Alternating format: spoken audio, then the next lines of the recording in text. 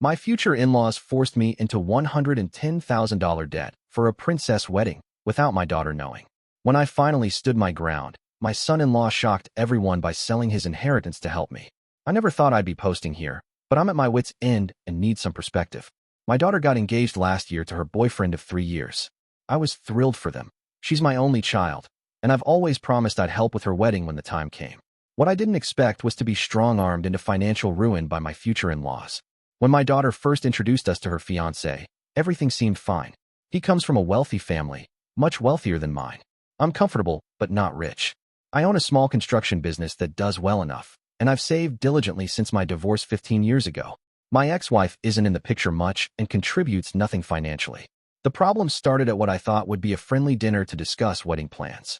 My daughter and her fiancé had mentioned wanting something nice but reasonable, maybe 100 guests at a local venue. I had mentally budgeted about $30,000, which felt generous but doable with my savings. Then his parents arrived. Within minutes, his mother was talking about a 300-person guest list, a prestigious country club venue, designer everything, and a proper wedding befitting their family status. When I gently mentioned budget concerns, his father looked at me like I'd suggested serving fast food. "Our son is marrying your daughter," he said. "Traditionally, the bride's family covers the wedding. We'll handle the rehearsal dinner, of course." That, of course, felt like a slap. Their rehearsal dinner budget was probably more than what I'd planned for the entire wedding. Over the next few months, I was systematically excluded from decisions while being expected to foot an ever-growing bill. The venue alone was $35,000. The flowers? $12,000. The dress? $8,000. Every time I raised concerns, my daughter would tear up and say she didn't want to disappoint her future in-laws, who were being so generous with their connections. What connections? They were calling in favors that resulted in discounts on services I never would have chosen in the first place. A $5,000 discount on a $20,000 photographer doesn't help when I would have been happy with the $3,000 photographer my cousin recommended. The final straw came 3 months before the wedding when I received a spreadsheet of remaining expenses totaling $65,000, on top of the $45,000 I'd already paid. When I said this was impossible, my daughter cried. Her fiancé looked uncomfortable, and his parents suggested I figure it out, because canceling now would be embarrassing for everyone. I took out a second mortgage on my house. I emptied my non-retirement savings. I put $15,000 on credit cards. The wedding happened last weekend. It was beautiful, yes. My daughter looked happy, yes. But I'm now $110,000 poorer with debt I'll be paying off well into what should have been my retirement years. Yesterday, my daughter called to thank me. When I finally admitted how much financial strain this had put on me, she seemed genuinely shocked. "But Dad, I thought you and the in-laws had worked everything out. They said you were completely on board with all the plans." Turns out, they'd been telling her I was enthusiastic about every expensive addition while telling me she was the one requesting these things. I never corrected her because I didn't want to ruin her happiness or create tension with her new family. Now I'm sitting here with a second mortgage, depleted savings, and credit card debt. My future son-in-law's parents posted dozens of wedding photos on social media, thanking everyone who made their family's special day possible, without mentioning who actually paid for it. I don't regret giving my daughter a beautiful wedding, but I do regret not standing my ground earlier. I feel manipulated and used. My daughter now feels guilty. Her husband is awkwardly caught in the middle, and his parents are acting like they did me a favor by only inviting 280 people instead of 350. Am I wrong to feel resentful? Should I have been more direct from the beginning? And how do I move forward with this new family dynamic without letting this financial wound fester? Update 1. 3 days later. I'm overwhelmed by the response to my post. Reading your comments has been both validating and eye-opening. Many of you suggested I have an honest conversation with my daughter and son-in-law, so that's what I did. I invited them over for dinner last night, just the 3 of us. I made it clear this wasn't about making my daughter feel guilty, but about establishing honesty going forward. I showed them the full breakdown of costs, my new mortgage statement, and my depleted accounts. My son-in-law was visibly shocked. Turns out, his parents had told him they were contributing substantially to the wedding. He had no idea I was covering almost everything. When I mentioned the spreadsheet of remaining expenses, he admitted his mother had created it, but told him it was just to keep track of details, and that financial arrangements were being handled between the fathers. My daughter broke down crying, repeating that she never would have agreed to such extravagance had she known. I believe her. She's never been materialistic. This lavish affair was entirely driven by her in-laws' expectations. The most surprising part came when my son-in-law called his parents on speakerphone right there at my kitchen table. He confronted them about the deception, and their response was telling.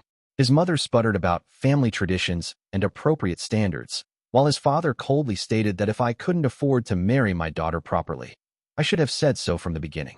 My son-in-law then did something that genuinely impressed me. He told his parents they had two choices: either reimburse me for half the wedding costs or accept that they would not be involved in any future decisions regarding their potential grandchildren. The silence on the other end was deafening. After hanging up, he apologized profusely and promised they would figure out a way to help me financially. He seemed genuinely mortified by his parents' behavior. My daughter and I had a long talk after he stepped outside to make some calls. She admitted feeling pressured to please her in-laws from the beginning of the relationship. Apparently, they had made several comments about her humble background and how she would need to adapt to their lifestyle. She'd been trying so hard to fit in that she lost sight of what was reasonable. I'm still processing everything, but I feel lighter having cleared the air. My daughter and son-in-law are coming over this weekend to help me create a financial recovery plan. He mentioned possibly selling some investments his grandfather left him to help offset my costs. I don't know if his parents will actually contribute anything, but I'm cautiously optimistic that at least my relationship with my daughter and son-in-law will be stronger and more honest moving forward. Update 2. 2 weeks later. Things have developed quickly since my last update. 3 days after our confrontation dinner, my son-in-law's parents requested a meeting at their home. My daughter asked if I wanted her and her husband there for support, but I decided to face them alone. This started between us, and I wanted to finish it that way. Their house is exactly what you'd expect: massive, immaculate, and screaming old money. I felt out of place the moment I stepped through the door, which I suspect was intentional. His father didn't waste time with pleasantries. "We've discussed the situation and feel there's been a misunderstanding," he began. "We never intended for you to bankrupt yourself. We simply assumed you wanted the best for your daughter." When I pointed out their deliberate deception, telling my daughter I approved expenses I knew nothing about, his mother waved her hand dismissively. "We merely facilitated communications to avoid unnecessary conflict during a stressful planning period." They then presented their solution. They would loan me $50,000 interest-free to be repaid within 5 years. Not a gift. Not taking responsibility. A loan. I declined and stood to leave when his father said something that stopped me cold. "Before you go, you should know we've already purchased the house 3 doors down from ours as a wedding gift. We expect the kids will want to start a family soon, and we intend to be very involved grandparents." The implied threat was clear. This power struggle wasn't ending with the wedding. I left without another word and called my daughter immediately. When I told her about the house gift, she was silent for a long moment before saying, "Dad, we already knew about the house. We've decided not to accept it." She explained that after our previous conversation, she and her husband had several difficult discussions about boundaries with his parents. They realized the house came with invisible strings attached. Proximity meant control. Instead, they've put an offer on a modest home across town, which they can afford on their own salaries. Yesterday, my son-in-law came by with a check for $55,000. He explained that he'd sold some stock his grandfather had left him in a trust that his parents couldn't touch. "This doesn't fix everything," he said, "but it's a start. And it's important to me that you know I'm choosing our future, not my parents' version of it." I was speechless. This young man, who I'd unfairly judged as a passive participant in his parents' schemes, had made a significant financial sacrifice to begin making things right. The money helps enormously.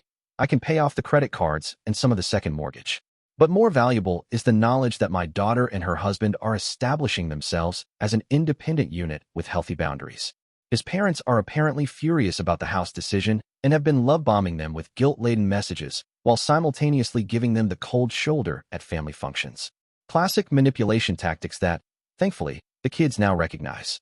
I'm still working through my resentment, but seeing my daughter and son-in-law stand up for themselves has helped more than I can express. We've agreed to Sunday dinners at my place, a simple tradition that feels like a small victory against the extravagance that nearly ruined me. Update 3. 6 months later. It's been a while since my last update, and so much has changed. My daughter and son-in-law have settled into their new home, the modest one they chose themselves. I've helped with some renovations, and it's been healing to work alongside my son-in-law on projects that matter. The financial situation has improved.